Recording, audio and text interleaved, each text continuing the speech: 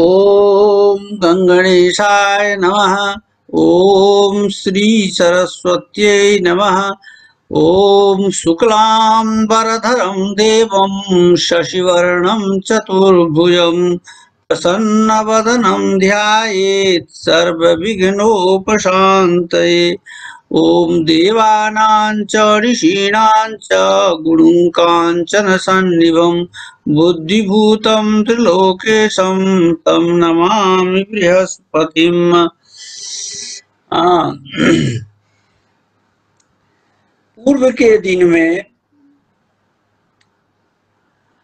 साधु शब्द के विषय में चर्चा हुई थी, जो बिना प्रयोजन का कोई भी व्यक्ति आगे नहीं बढ़ता है। मंद व्यक्ति भी बिना प्रयोजन बिना लाभ का कोई काम नहीं करता है। तो पाणिनि आदि जो इतने बड़े व्याकरण थे, वो कैसे बिना प्रयोजन का बिना लाभ का कोई काम करेंगे। तो इससे यह सिद्ध हुआ, जो यह माने साधुत्व ज्ञान के लिए व्याकरण का निर्माण जो है, सो यह सब प्रयोजन है। यह पहले की कारिका में यह बात बताई गई है।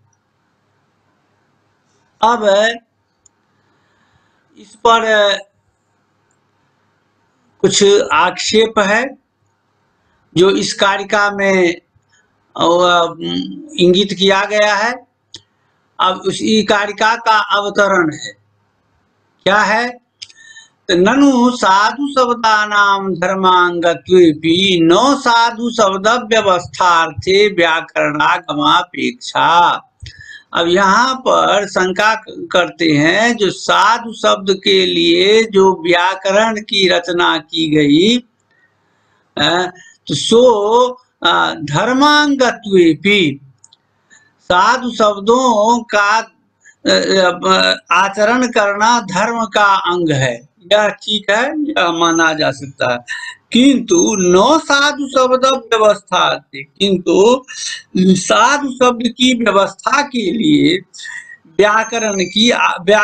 व्याकरण रूप जो आगम है, उसकी अपेक्षा है। इनका कहना है, जो साधु शब्द धर्म का अंग है, ये बात को हम मानते हैं, लेकिन साधु शब्द की व्यवस्था के लिए व्याकरण शास्त्र का निर्माण करना, व्याकरण शास्त्र रूपी जो आगम है उसकी अपेक्षा रखना, यह कोई जरूरी नहीं है। क्योंकि अक्के चेन मधु बिंदेत इति न्यायेन, कहते हैं जो खुले हुए मुंह में मधु जैसे अपने आप प्राप्त हो जाता है, कोई दे देता है मुख में, उसके लिए प्रयास नहीं करना पड़ता है। तो इसी न्याय से अयम साधु शिष्ट प्रयुक्तत्वात् गो शब्दवत्। अब कहते हैं, यह अनुमान है। अनुमान में एक होता है पक्ष, दूसरा होता है साध्य, तीसरा होता है हेतु, चौथा होता है जो सादृश्य का ज्ञान। तो इसमें कहा गया अयम साधु, माने यह शब्द, अयम जो है यहाँ पक्ष है, और साधु जो है सुसाध्य है। यह शब्द साधु है। क्यों साधु है? तो शिष्ट प्रयुक्तत्वात्, शिष्टों के द्वारा प्रयोग किए गए हैं। कहते हैं कैसे? तो गो शब्दवत, जैसे गो शब्द का प्रयोग किया गया है, तो गो शब्द शिष्टों के द्वारा प्रयोग किया गया है, तो गो शब्द साधु शब्द है। उसी प्रकार यह शब्द भी अयम माने अयम घटः साधु, यह घट साधु है, क्योंकि शिष्टों के द्वारा प्रयोग किया गया है। तो इस प्रकार जो तर्क है, इस प्रकार का जो अनुमान है, इस अनुमान के द्वारा ही साधुत्व का ज्ञान संभव है। तब इसके लिए जो व्याकरण शास्त्र की जो रचना की गई है, इसकी कोई जरूरत नहीं है। यह विपक्षी प्रश्न करते हैं। और दूसरा उदाहरण देते हैं कि तथा च वदन्ति लोकान्नो लौकिका शब्दा सिद्धा वेदाच वैदिका अनर्थकम व्याकरणम। और भी कहा गया है लोक व्यवहार से हम लोग लौकिक शब्द को जान लेंगे, सिद्धा वेदाच वैदिका, और वेद से जो वैदिक जो शब्द सिद्ध हैं उनका भी ज्ञान हो जाएगा। तो अनर्थकम व्याकरणम, इस व्याकरण का कोई प्रयोजन नहीं है, इस व्याकरण को पढ़ना कोई जरूरी नहीं है, अथवा इस व्याकरण का निर्माण जो पाणिनि ने किया इसका कोई जरूरी नहीं है। यह प्रतिवादियों का तर्क है। यत्र कुतश्चित प्रतिबंधकात्, और यदि कहीं पर कोई प्रतिबंधक है, यदि कहीं कोई निषेध है, दिक्कत है, तो वहां पर भी तर्कान अवतार, वहां पर भी तर्कों के द्वारा उसको भी हम सिद्ध कर लेंगे। तत्रापि वहां भी अतीन्द्रियार्थ विषयक आर्ष ज्ञानादेव साधुत्व ज्ञान संभवात्। कहते हैं वहां पर भी अतीन्द्रियार्थ विषयक, अतीन्द्रियार्थ हुआ जो बड़े बड़े ऋषि महर्षि हुए, जो जिनको इंद्री से कोई जरूर आवश्यकता नहीं रही, वो योगज प्रत्यक्ष करते थे, योग से सब चीजों को प्रत्यक्ष कर लेते थे, योग साधना से। तो उसी को कहा जाता है इंद्रिया अतीन्द्रियार्थ प्रत्यक्ष विषयक, माने जो इंद्री से जिस अर्थ का माने प्रत्यक्ष नहीं हो, ऐसा अर्थ विषयक जो है, आर्ष का जो ज्ञान है, ऋषियों का जो ज्ञान है, उनके द्वारा जो कहे गए हैं उन्हीं से हम साधुत्व का ज्ञान हम कर सकते हैं।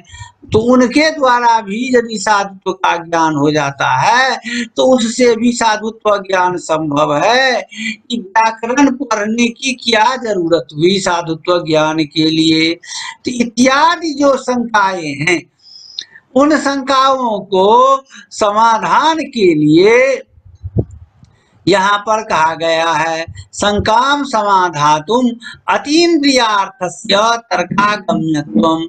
कहते हैं जो अतीन्द्रियार्थ हैं, जो बड़े बड़े ऋषि महर्षि जिनको इंद्री से कोई मतलब नहीं है, तो जो योग से ही सब कुछ को देखते थे, तो उन्हीं को अतीन्द्रियार्थ दर्शी कहा जाता था।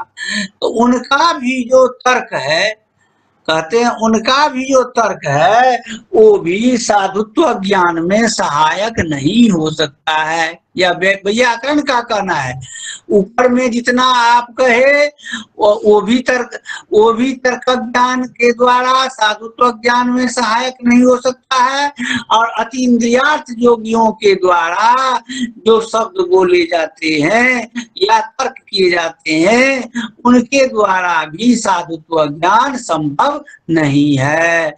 इस बात को आगे के जो 5 श्लोक हैं उन श्लोकों के द्वारा प्रमाणित किया गया है।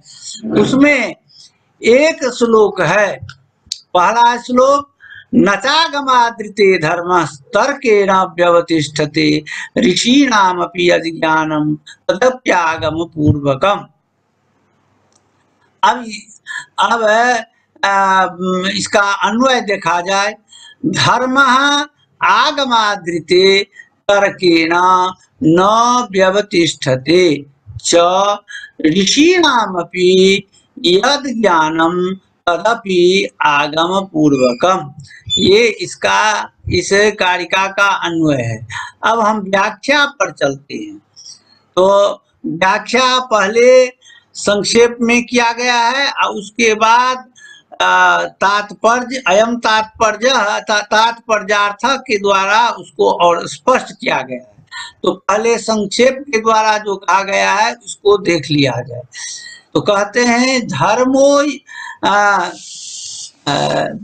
यहाँ पर या होना चाहिए, आज छूट गया है, धर्मो याग आदि, आगमादृते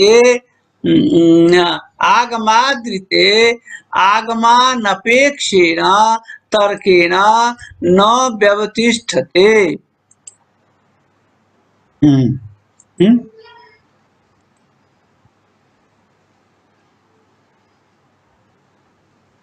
ठीक कर दिए। धर्म, धर्म का मतलब हुआ यागादि, यागादि माने यज्ञ आदि। हाँ, और धर्म माने यज्ञ आदि। वो कहते हैं वे भी आगम के बिना, आगम माने यहाँ पर वेद, यहाँ पर आगम से वेद लिया जाता है। धर्म माने यज्ञ आदि, वेद के बिना वे भी तर्क से उसे सिद्ध नहीं किया जा सकता है। उसे तर्क के बल पर उसको मन यज्ञ आदि को हम सिद्ध नहीं कर सकते हैं।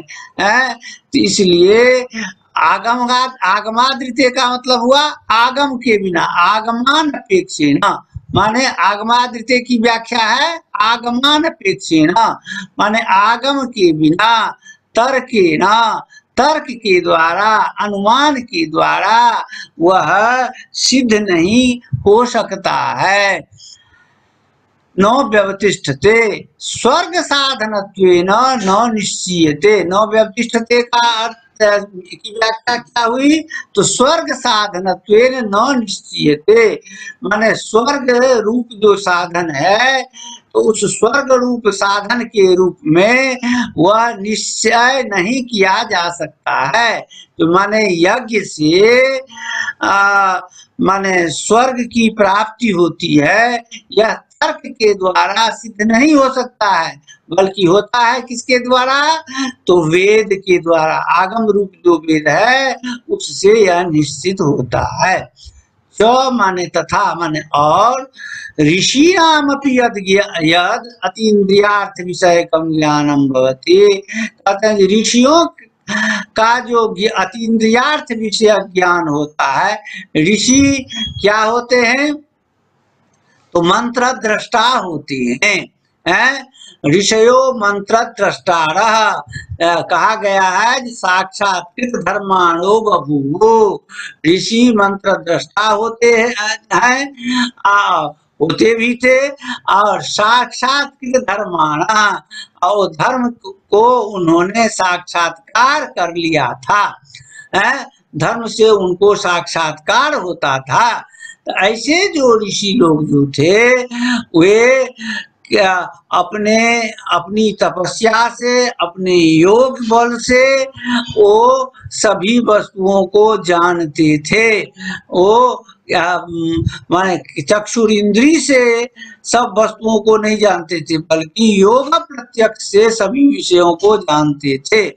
ऐसे जो ऋषि हैं, जो अतीन्द्रियार्थ विषय ज्ञान रखने वाले, कहते हैं वे भी तथापि आगम पूर्वक में, वे भी आगम पूर्वक ही धर्म को जानते हैं। माने आगम पूर्वक माने वेद के, आगम माने वेद, वेद प्रमाण से, वेद के ज्ञान से ही वे माने वेदोक्त विधान के द्वारा उन्होंने तपस्या करके ही यह सिद्ध शब्द को जानते थे। माने अतीन्द्रियार्थ विषयक जो ऋषि लोग हैं, उनका जो ज्ञान है वे भी आगमोक्त जो विधान है, उन विधानों के द्वारा, तपस्या के द्वारा ही उनसे माने साधु शब्दों की सिद्धि को जानते थे, न कि माने तर्क के द्वारा।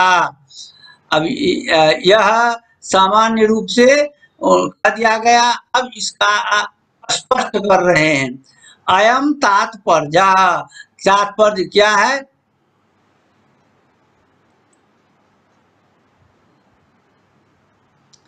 यागत्व स्वर्ग साधनत्वयोर व्यापक भावस्य कुत्रापि अदृष्टचरत्वेन व्याप्तिग्रहाभावेन तर्कस्य प्रवृत्ति योगात्। कहते हैं जो यागत्व माने यज्ञ और स्वर्ग साधनत्व, यज्ञ करने से स्वर्ग की प्राप्ति होती है।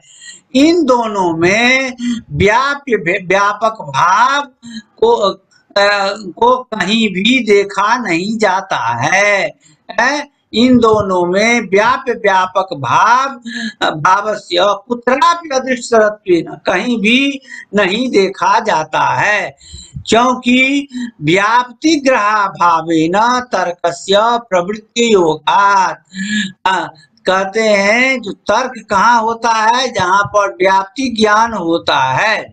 तो व्याप्ति ज्ञान के अभाव में, यानी जत्र जत्र धूमस तत्र तत्र वह्नि, यह जो व्याप्ति ज्ञान है, जहाँ जहाँ धुआं है वहाँ वहाँ आग है, यही होता है व्याप्ति ज्ञान। तो याग और स्वर्ग में जहाँ जहाँ यज्ञ हुआ वहाँ वहाँ स्वर्ग की प्राप्ति हुई। इन दोनों में व्यापक भाव का अधिष्ठचर है, मानो कहीं भी यह देखा नहीं जाता है, क्योंकि यहाँ पर व्याप्ति ग्रह का अभाव है। तो व्याप्ति ग्रह के अभाव के कारण, ग्रह माने ज्ञान, व्याप्ति ज्ञान के अभाव के कारण तर्क की यहाँ पर प्रवृत्ति नहीं हो सकती है। यतः सर्वेपि युक्तिवादिनः किमिति वह्निर्दहति न जलम इति स्वभाव एव वह्निरित्येव वदन्ति न कांचिद युक्तिम उद्घाटयति। क्योंकि जितने युक्तिवादी हैं, जितने युक्ति के द्वारा प्रतिपादन करने वाले जो शास्त्रकार हैं या विद्वान हैं, वे कि सामने में आग रखी हुई है तो कहते हैं जो किमिति वह्नि, किम इति वह्नि दहति, क्या यह आग जो है सो दहन करती है, या आग जो है सो यह आग क्या यह आग माने जलाती है। अग्नि वह्निर्दहति न जलम, और जल जो है सो दहन नहीं करता है, यानी आग किसी वस्तु को दहन करती है किंतु जल उसको दहन नहीं करता है। इति स्वभाव एव वह्नि, यहाँ पर स्वभाव ही वह्नि का है, आग का है, जो वह माने उसके सामने में जो कुछ आएगा उसको जला देगा, वह आग का स्वभाव ही है। उसी प्रकार जल का भी स्वभाव है, जो वह शीतलता प्रदान करता है। यह आग और जल का अपना स्वभाव है। तो यह स्वभाव से ही लोग ऐसा कहते हैं, उसके लिए कोई अनुमान की जरूरत नहीं होती है। न कांचित युक्ति उद्घाटयति, इसके लिए किसी भी प्रकार की युक्ति का उदाहरण नहीं देना पड़ता है।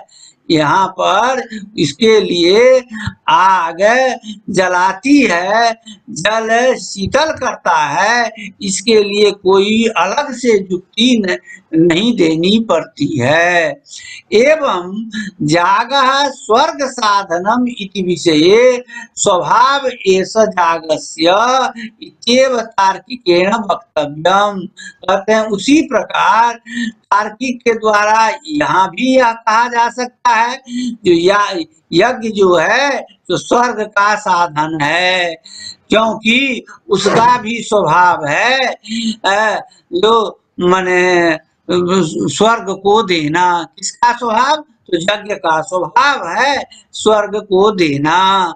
कहते हैं यह बात तार्किक कह सकते हैं, लेकिन उनका कहना यह ठीक नहीं होगा। तत्र वह्निर्दाह जनकत्वस्य प्रत्यक्ष सिद्धतया, कहते हैं वह्नि में, आग में तो दाह जनकता है, यह तो प्रत्यक्ष सिद्ध है।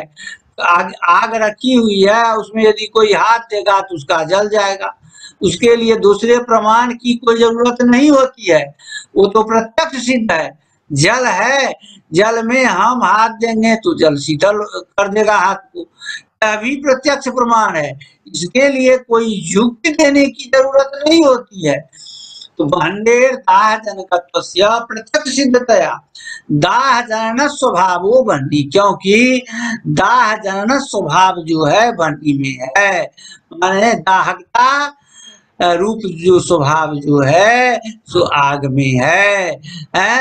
इति युक्तम अवगंतुम यह इस प्रकार से यह युक्त है। अवगंतुम यह तू स्वर्ग साधनताया अप्रत्यक्षत्वात्, उससे मिला करके यदि कहेंगे जो यज्ञ में भी वो स्वभाव है, यह माना नहीं जाता है, लोग नहीं मानेंगे, क्योंकि स्वर्ग साधनताया अप्रत्यक्षत्वात्, स्वर्ग को तो कोई देख नहीं रहा है, स्वर्ग माने स्वर्ग की सिद्धि होती है, स्वर्ग की प्राप्ति होती है, यह अप्रत्यक्ष बात है। अप्रत्यक्ष बात को कोई मानने के लिए तैयार नहीं होगा, जो यज्ञ करने से स्वर्ग की प्राप्ति होगी। तब कैसे होगा?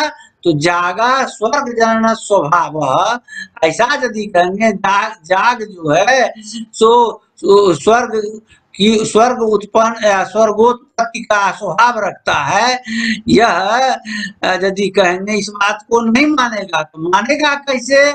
इति आगमादेव अवगंतुम, यह आगम से ही यह समझा जा सकता है, क्योंकि आगम जो वेद है वह वेद कहता है जो यज्ञ करने से स्वर्ग की प्राप्ति होती है, यागात स्वर्गो भवति, या यज्ञ करने से स्वर्ग की प्राप्ति होती है। यह वेद की जो वाणी है, वेद रूप जो आगम है, उसी के द्वारा जाना जा सकता है, न कि तर्क के द्वारा। इत्यागमादेव अवगंतुम शक्यम इति न सर्वत्र प्रवृत्ति अवसर, इसलिए सभी जगह तर्क की प्रवृत्ति नहीं हो सकती है। आगमात जागत स्वर्ग साधनत्वयो व्याप्य व्यापक भावम गृहीत्वा, अब आगम माने वेद से यागत्व और स्वर्ग साधनत्व, इन दोनों में व्याप्य व्यापक भाव को ग्रहण करके, दोनों में व्याप्य व्यापक भाव को ग्रहण करके, याग हो गया व्यापक और स्वर्ग साधन जो हो गया व्याप्त, यहाँ पर व्याप्य व्यापक भाव को ग्रहण करके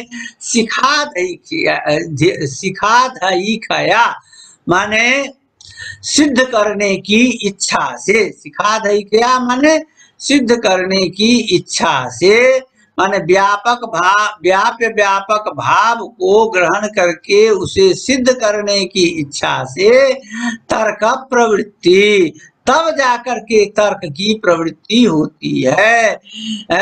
तर्क प्रवृत्ति चेत तरही न तादृश, इसलिए यदि आप कहेंगे जो केवल तर्क से ही साधुत्व व्यवस्था हो जाएगी, तो सो यह संभव नहीं है। इति न तादृश तर्क साधुत्व व्यवस्थायाम, इसलिए ऐसा तर्क जो है बिना आगम का जो तर्क है, वह तर्क जो है साधुत्व की व्यवस्था में यह संभव नहीं हो सकता है।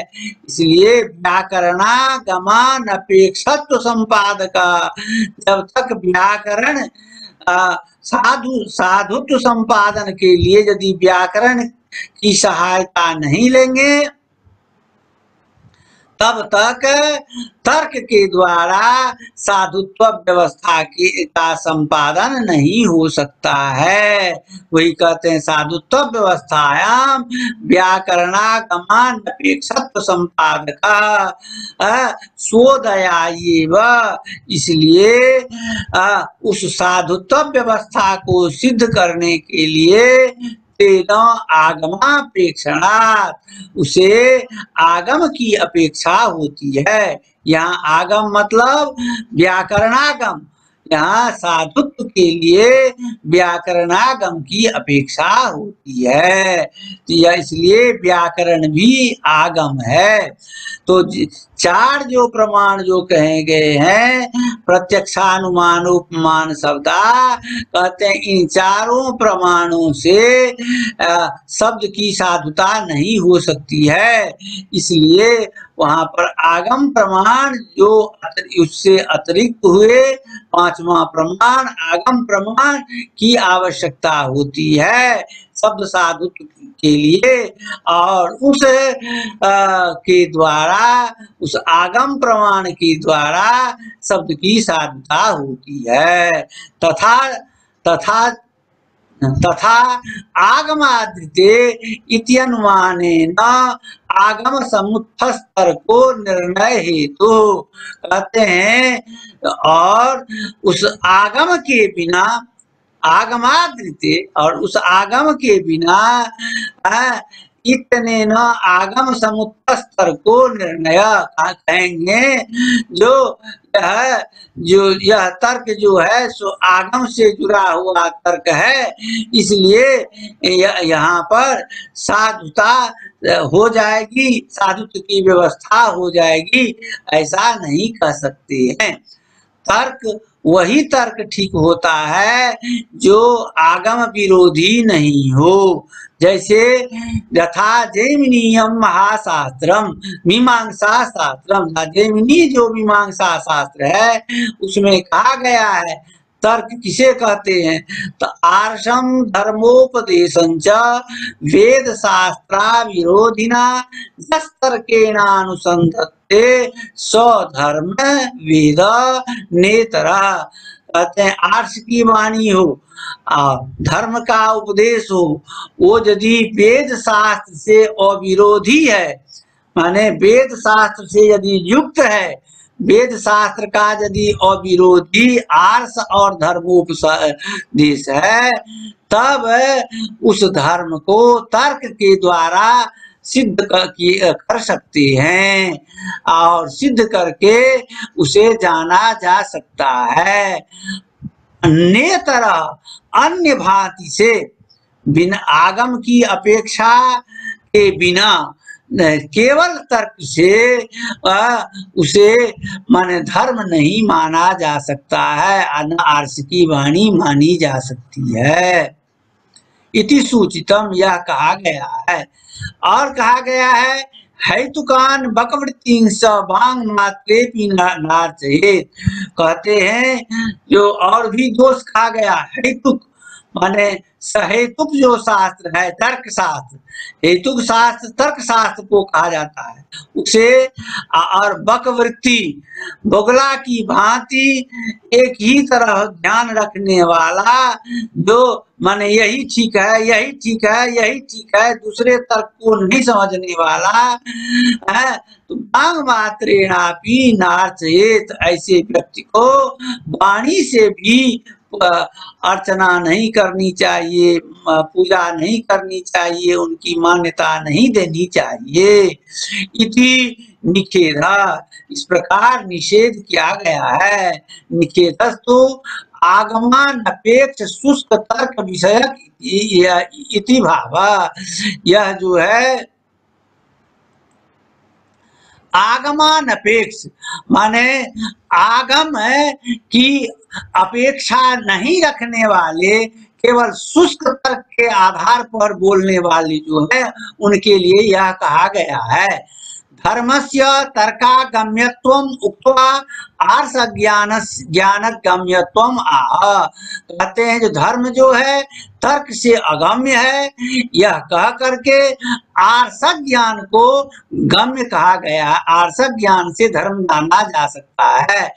आगमोक्त धर्मेण तपस्सर्जादिना संस्कृतात्मनामेव ऋषित्वेन तदीय ज्ञानस्य प्रतिभाक्य धर्म विशेष धन्यस्य आगम मूलकत्वोचित्यात् तेषामपि ज्ञानम आगम मूलकमेव। कहते हैं आगमोक्त जो धर्म है, वेदोक्त जो धर्म है, उस धर्म के द्वारा तपस्या आदि के से अपनी आत्मा को सुसंस्कृत करने वाले जो ऋषि हैं, उन ऋषि का जो ज्ञान है प्रतिभा के धर्म विशेष, उसी ज्ञान से जो जन्य है, उसी ज्ञान से जो निकला हुआ है जो धर्म, उसी को आगम मूलक कहा जाएगा।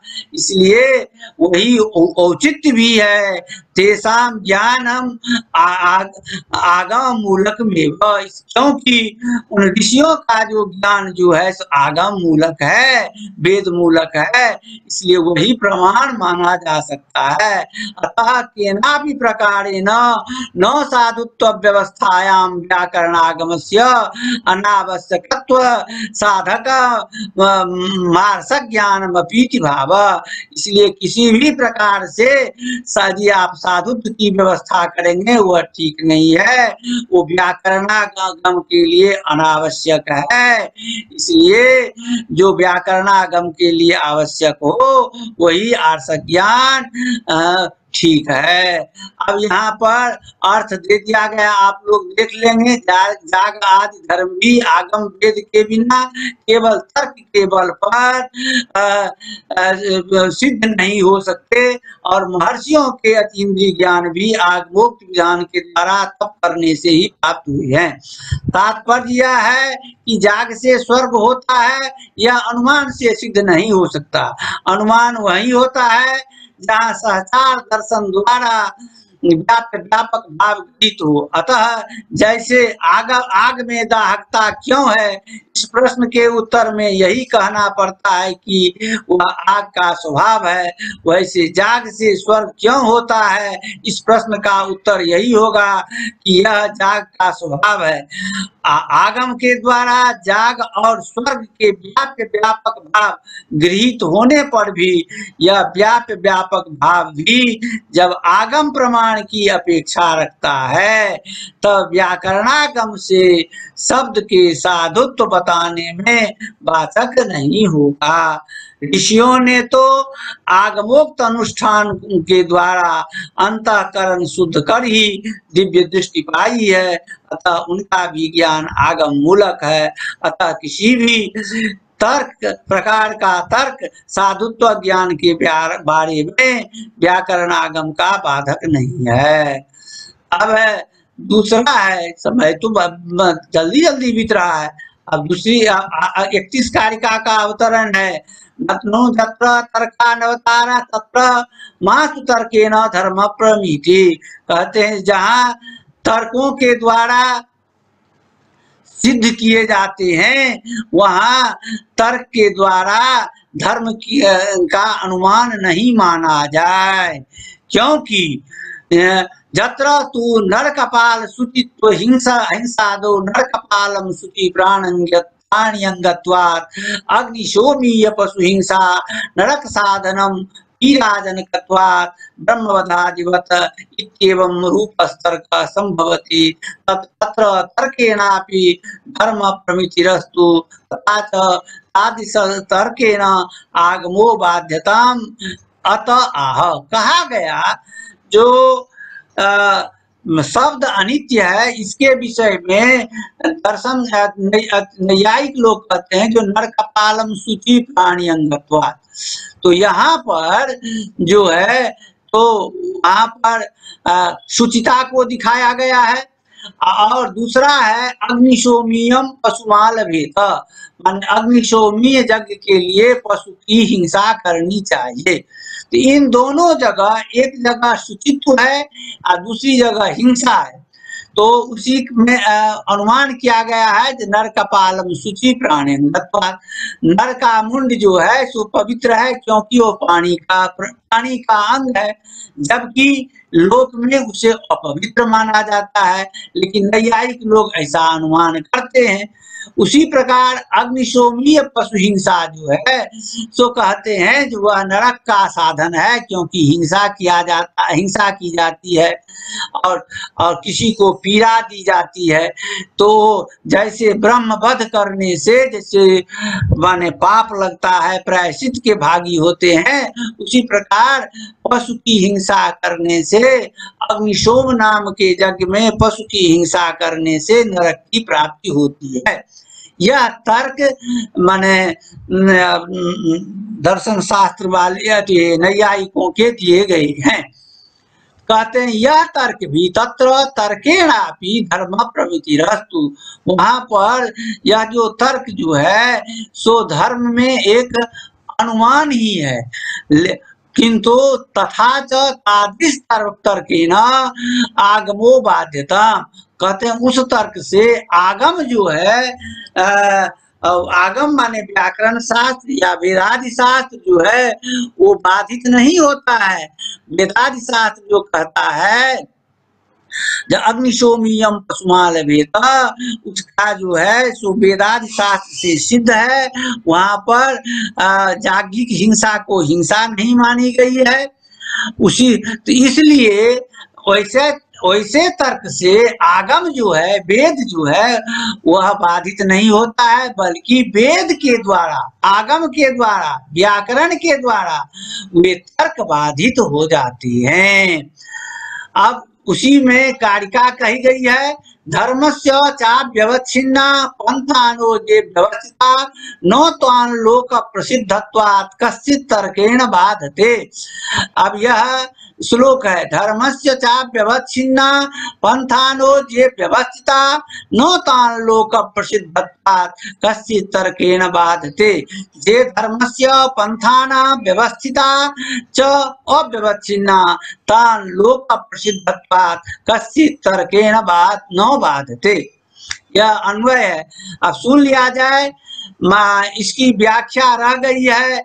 मैं समय शेष होने पर 2 मिनट के बाद इसकी व्याख्या को मैं फिर पूरा कर दूंगा, इसलिए आप लोग लाइन पर ही रहेंगे, ठीक है?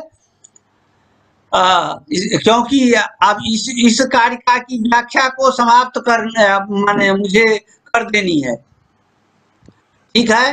तो अन्वय है, जे धर्मस्य पंथाना व्यवस्थिता च अव्यवच्छिन्ना तान लोक प्रसिद्धत्वात् कश्चित् तर्केण न बाधते।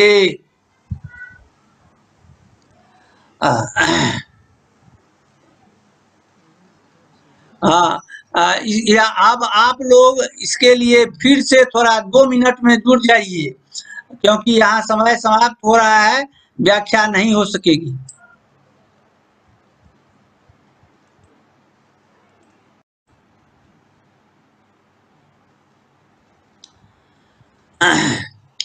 यह वाक्यपदीयम तो व्याकरण दर्शन है, इसलिए दर्शन के सिद्धांत तो यहाँ पर आ ही जाते हैं। दर्शन के सिद्धांत आ जाने से थोड़ा क्लिष्ट तो हो ही जाता है, लेकिन क्या करेंगे, इसे के द्वारा तो कुछ दर्शन का भी तो ज्ञान हो जाएगा। तो आप हाँ, तो वही कहे हैं जो नर कपालम शुचि प्राण्यंगत्वात्, जो कहा गया है, जो मनुष्य का जो कपाल जो होता है पवित्र होता है प्राणी के अंग होने से, यह नैयायिकों का कथन है। और दूसरी जगह वो कहते हैं जो अग्निशोमीयम पशुमाल वेत, यह जो मीमांसा दर्शन में आया है, जो अग्निशोमी यज्ञ जो है, जिसमें अग्नि और सोम के उद्देश्य से पशु का आलंबन किया जाता है, माने पशु को मार करके उसके मांस को अर्पित किया जाता है। यह आगम कहता है, वेद कहता है, मीमांसा शास्त्र कहता है इस बात को। तो अब इसी पर है, जो एक जगह नैयायिक जी कहे हैं जो नर का मुंड पवित्र होता है, और दूसरी जगह कहते हैं जो माने यह हिंसा है, क्योंकि जो यहाँ पर किसी की जान ली जाती है और उसके मांस का अर्पण किया जाता है।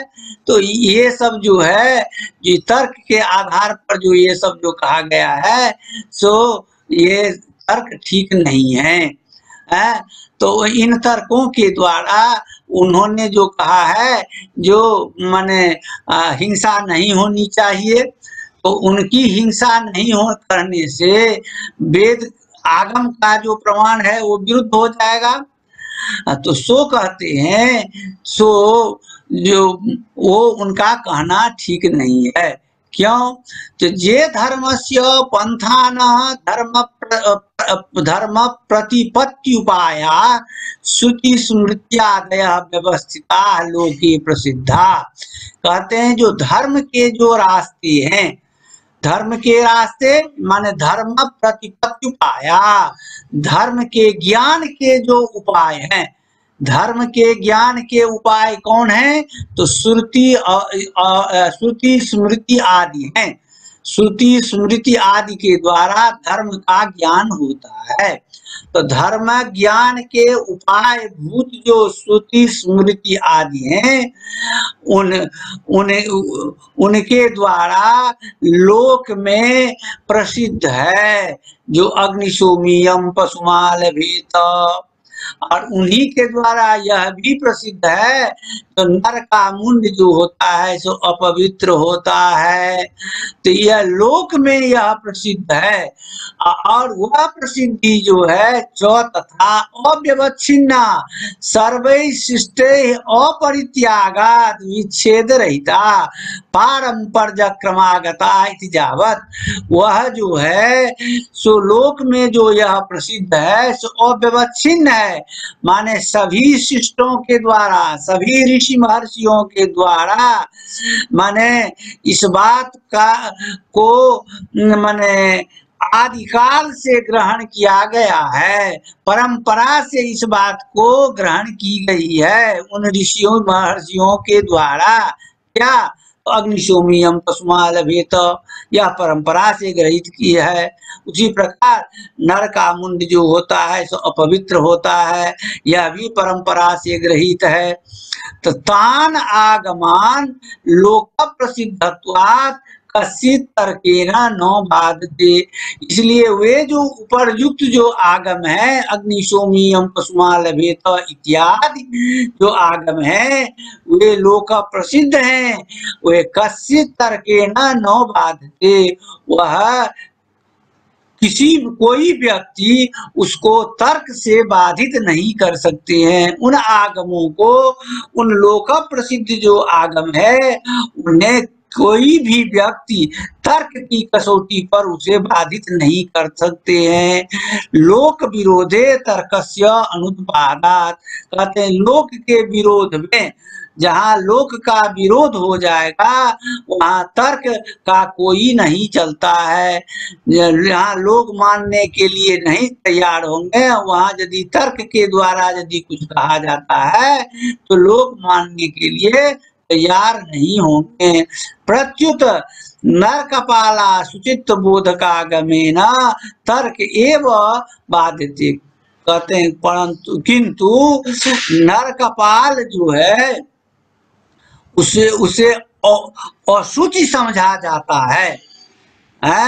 नर कपाल जो है शास्त्र के द्वारा और लोक के द्वारा भी अशुचि माना जाता है, अपवित्र माना जाता है। तो नर कपाला शुचित्व बोधक जो आगम है, वेदादि शास्त्र जो है, उस वेदादि शास्त्र के द्वारा तर्क जो है नर कपालम शुचि प्राणी अंगत्वाति, तर्क जो है वही बाधित हो जाता है। माने वेदादि शास्त्रों के द्वारा जो नर कपालम शुचि प्राणंगत्वात् की जो तर्क है वो बाधित हो जाता है, क्योंकि नर कपाल को लोक में और शास्त्र में सभी जगह अशुचि माना गया है, अपवित्र माना गया है।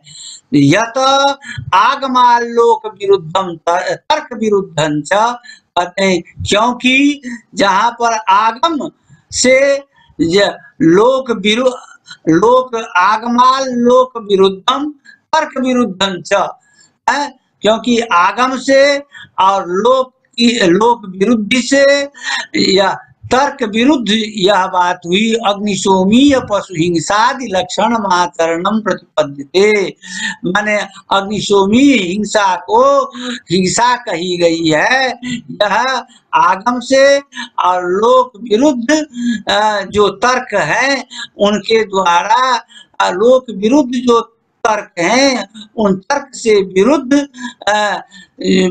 जो है सो उनका यह कहना जो अग्निशोमीय जो पशु हिंसा जो है हिंसा है वह ठीक नहीं है। हिंसादि लक्षणम आचरणम प्रतिपद्यन्ते शिष्टा, शिष्ट लोग जो है सो आगम प्रमाण से अग्निशोमीय पशु हिंसा को हिंसा कहने वाले जो लोक विरुद्ध तर्क हैं उनके विरुद्ध में लक्षण के द्वारा प्रतिपादन करते हैं शिष्ट लोग, जो नहीं अग्निशोमीय हिंसा जो है वह हिंसा नहीं है। अतो नागमस तर्क बाध्य इति भाव, इसलिए आगम जो है जो तर्क से बाधित नहीं होता है। आगम माने वेदादि शास्त्र और व्याकरण आदि जो हैं सो वे आगम कहलाते हैं, वे तर्क से बाधित नहीं होते हैं। इसलिए तर्क के द्वारा कहा जाएगा जो साधुत्व ज्ञान की जरूरत नहीं है, साधुत्व ज्ञान के लिए व्याकरण की जरूरत नहीं है, यह कहना उनका गलत है। वह उनके कहने से यह आगम बाधित नहीं होगा, बल्कि आगम के द्वारा ये तर्क बाधित हो जाते हैं, यह भाव है। इसी बात को यहाँ पर अर्थ में कहा गया है, जो धर्म के प्रतिपादक स्मृति आदि आगम है वे व्यवस्थित और लोक प्रसिद्ध हैं और सब शिष्टों गुरु परंपरा से ज्ञात हैं। अतः उन लोक प्रसिद्ध आगमों का तर्क से बाध नहीं हो सकता, क्योंकि लोक के विरोध पर तर्क का ही बाध हो जाता है। ठीक है, अब यहाँ पर आज के पाठ की समाप्ति होती है। हरि ओम शांति।